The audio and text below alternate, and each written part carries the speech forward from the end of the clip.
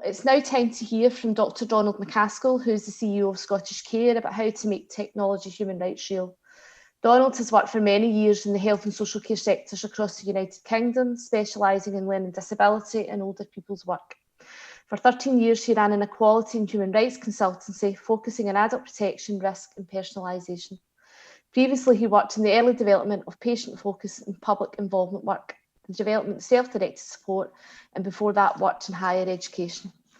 Donald is now going to talk to us about the importance of considering human rights and the ethics in the development and use of technology and digital solutions, and the importance of accessibility and connectivity.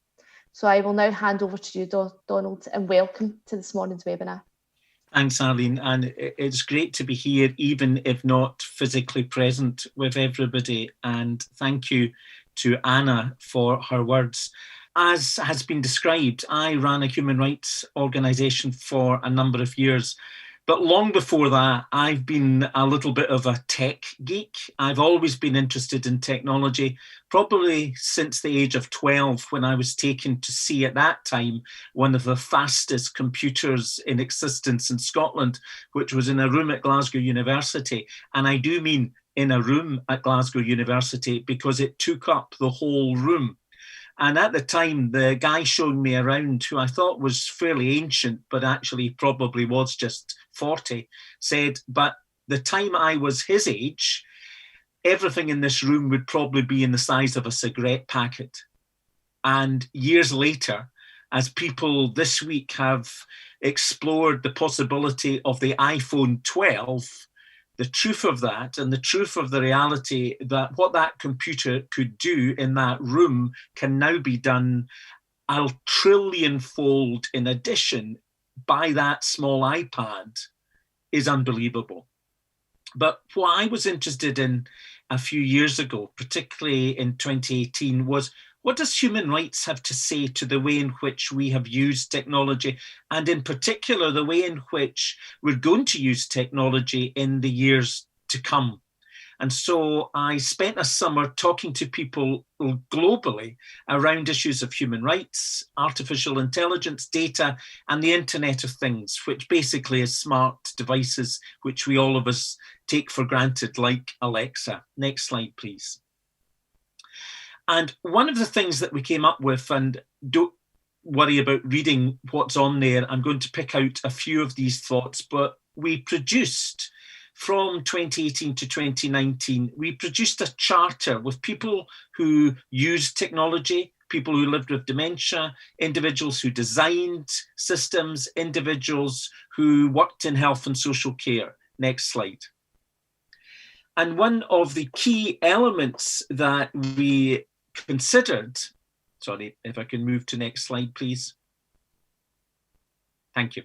One of the key elements that we considered was what was important to people.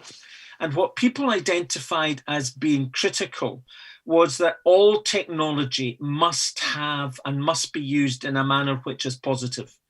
And we've got to accept, especially people like me who are a bit enthusiastic about technology, that technology is not in itself always a positive dimension.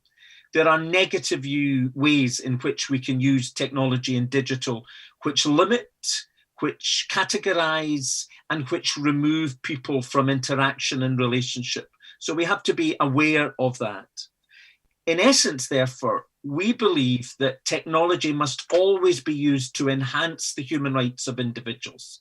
It must never be used in a way which enables control, which enables another person or the state to exercise any sense of intervention which is not the intervention of an individual. We said that we have to critically address issues of privacy and be really transparent. And I'll say a little bit about COVID in a minute, but I remain concerned that an awful lot of our technology, particularly our smart devices, particularly machinery over which we've got limited control, is gathering data upon us. And I'm concerned that a human rights-based approach to technology must have a very clear understanding of who sees, who uses, and who has access to the data which machinery, particularly smart devices, gather on me. Next slide, please. Anna has already highlighted this, and we've very clearly in the development of our charter argued that technology must always be designed with the person in mind. This is not about using digital and technology to do to, it is to work alongside people.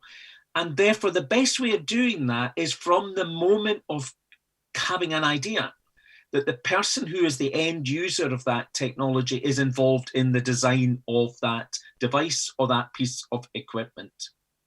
And lastly, as Anna highlighted, at all times, we should make sure that technology is not designed and is not used to remove human presence, but is always used to enhance presence, to build relationship, and to make sure that people remain connected if they wish, and to remain as autonomous and as individual as they want.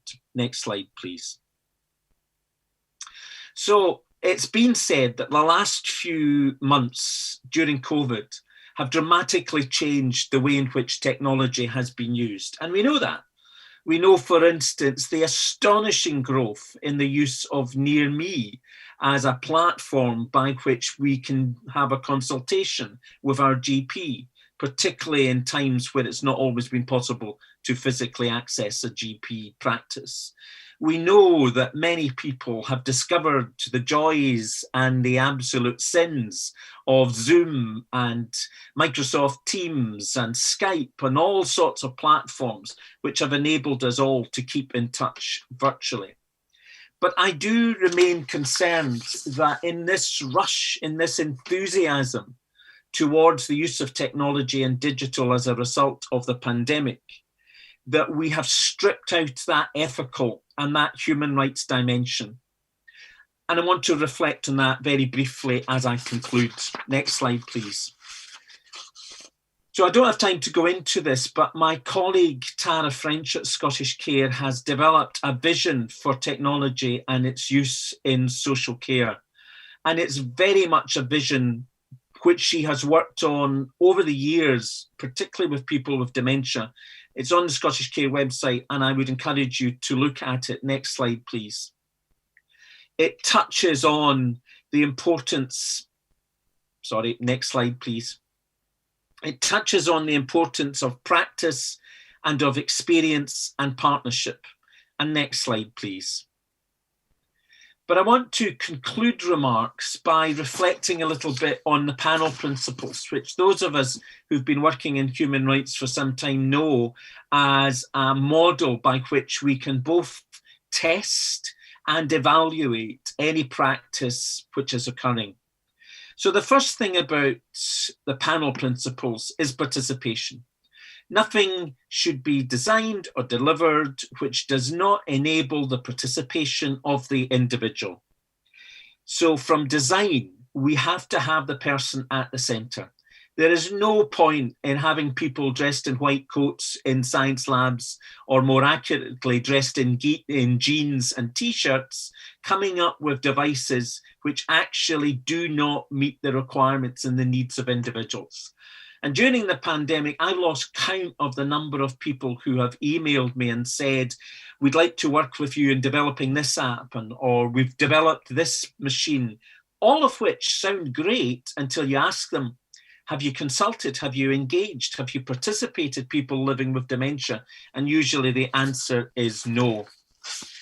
The second principle of panel is accountability. And that comes to the heart of some of the issues that I'm still concerned about. So when NHS England was initially rolling out their app for COVID tracing, there were fundamental concerns over who would have access to an individual's privacy and data about where they were, who they were with, etc. So we have at all times to be aware that we need a very clear human rights-based approach to privacy. And privacy is basic. It is, I have the right, and only I, about who knows information about me, not Tesco, not the NHS, not my social care provider. And I, and only I, can give permission for that data and that information to be used.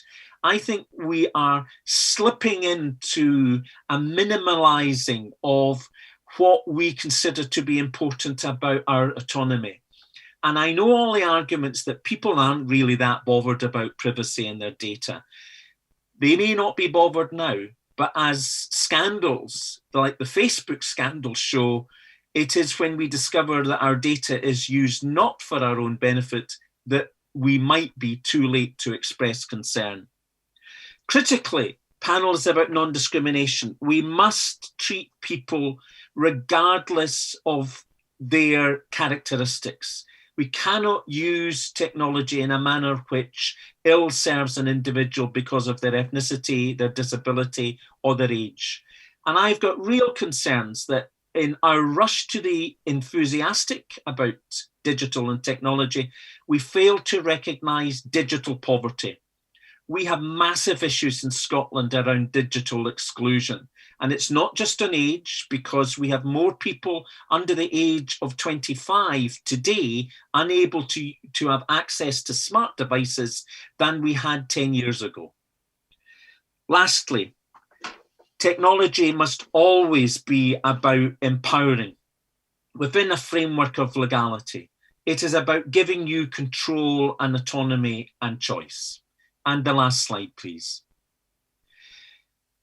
When I did that work and I held conversations around the world in terms of robotics and whether or not we were imagining a future where in a care home, the delivery of care would be delivered by a machine, I gained an understanding which taught me that, yes, it is possible for a machine to do virtually everything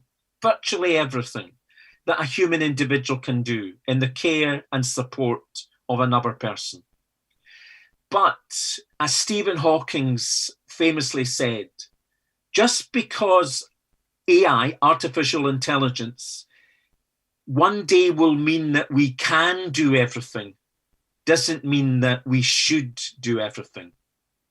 So there will always be times in life where, in the words on the screen from one of the key developers of artificial intelligence, where we have to ask ourselves, where is the place for human presence? And for me and my background, I think of those contexts of palliative care and end of life. Yes, a machine can hydrate me. Yes, a machine can keep me motivated, can help my memory. But do I want a machine to be present, to be the only presence at the end of my life? It can, and it probably will in the future, be able to hold my hand.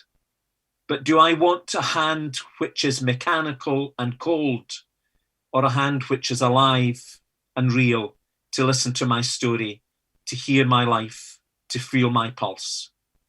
So a human rights-based approach to technology always has the personal, the relational at the heart. We must always embed a rights-based approach. Thank you for listening. And thank you, Donald, for joining us today. Again, as always, a really important message there around the use of technology and balancing that against the human rights of individuals and seeing people as people, and that technology really is about that added value. I think there's some really strong key messages within that presentation that will all give us food for thought and really some key learning in terms of taking some of our work forward. Donald's presentation, I'm sure, will be shared in our post-event email, and I know that Andrina has put the link to the report that he referenced in the chat as well. I think we have to say goodbye to Donald, so a huge thanks again, Donald. I know that you're a very busy man and I got a very packed schedule, so please, a big thank you from us at the Life Changes Trust and from the people that have joined the webinar today for a really inspiring but also a really important presentation around what we need to think about in terms of a human rights-based approach.